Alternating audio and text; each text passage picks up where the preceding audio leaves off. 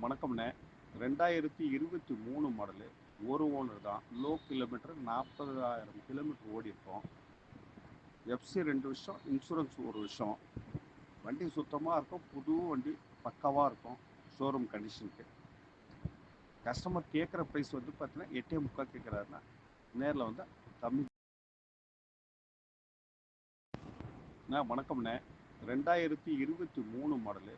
ஒரு ஓனர் தான். Low kilometre 40,000 kilometre ஓடியிருக்கோம். எஃப்சி 2 வருஷம், இன்சூரன்ஸ் 1 வருஷம். வண்டி சுத்தமாக இருக்கும், புது வண்டி பக்காவாக இருக்கும், ஷோரூம் கண்டிஷனுக்கு.